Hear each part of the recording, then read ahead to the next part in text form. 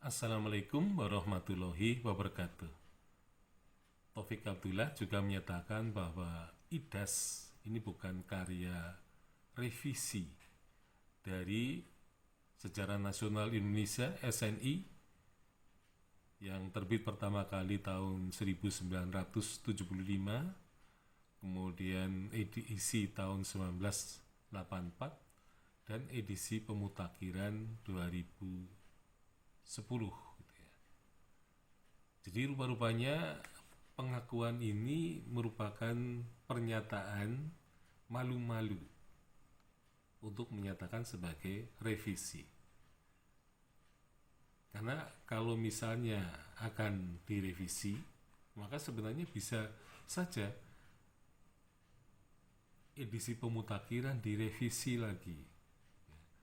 Atau misalnya sejarawan yang terlibat pada penulisan IDAS itu dilibatkan saja pada penulisan edisi pemutakhiran yang terbit ya pada zaman SBY ya. Nah, mengapa di situ terdapat dua kubu gitu ya, seolah-olah ada dua kubu. Ada kubu SNI yang mencoba membuat edisi pemutakhiran, tetapi ada kubu yang menulis IDAS. Nah, apakah di antara keduanya ada persaingan? Ya. Tetapi ada juga penulis-penulis yang terlibat pada SNI tahun 1984 ternyata tidak terlibat lagi pada edisi pemutakhiran. Jadi misalnya Edi Setiawati misalnya tidak masuk pada penulis SNI ya, SNI pemutakhiran, tetapi Hasan Jafar masih terlibat. Jadi Hasan Jafar pada saat yang sama membuat edisi atau merevisi edisi pemutakhiran dan juga terlibat pada IDAS. Nah, hal itu menunjukkan bahwa sebenarnya mengapa tidak terlibat sekalian pada edisi pemutakhiran supaya SNI itu jauh lebih baik gitu loh. Tapi yang jelas memang IDAS ini bukan merupakan karya yang lengkap gitu ya, menurut pengakuan Taufik Abdullah. Jadi lebih lengkap SNI gitu ya. Tapi mengapa tidak melengkapi SNI saja ketika itu? Mengapa harus membuat IDAS gitu kan? Nah, memang IDAS ini ada keistimewaannya gitu ya. Keistimewaannya adalah membahas tema-tema.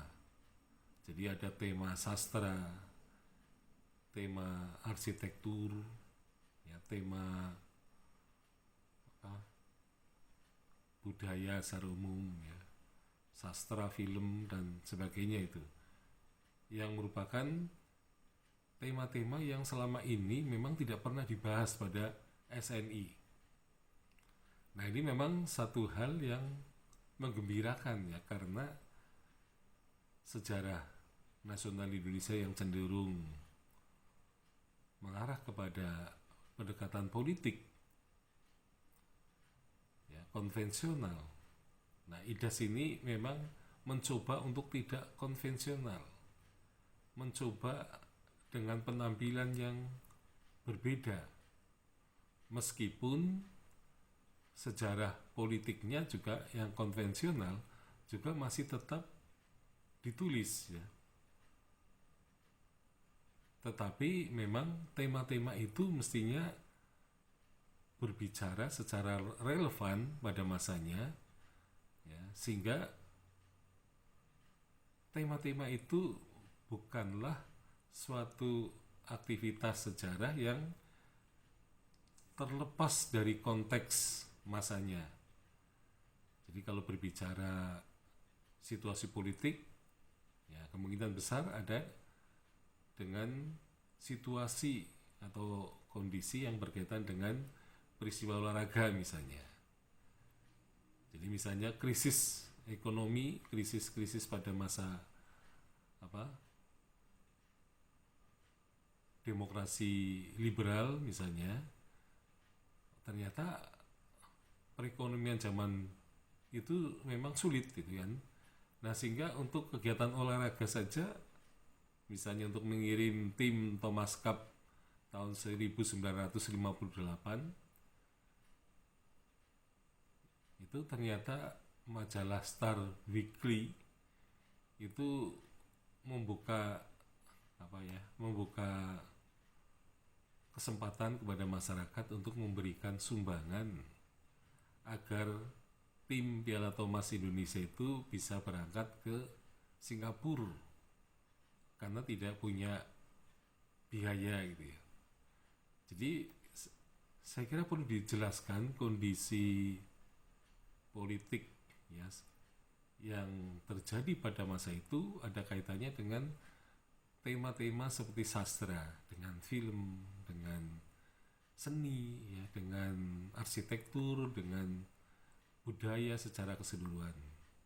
Nah, sehingga sejarah itu tidak seperti kue yang dipotong-potong dan terpisah-pisah, tetapi adalah kue yang belum dipotong-potong saat menjadi satu kesatuan. Karena pada prinsipnya tema-tema itu memang tampaknya bisa memisah-misahkan antara tema seni dan olahraga, seni dan arsitektur, seni dan sastra, seni dan film misalnya. Kelihatannya tema-tema itu terpisah-pisah seperti irisan kue gitu ya.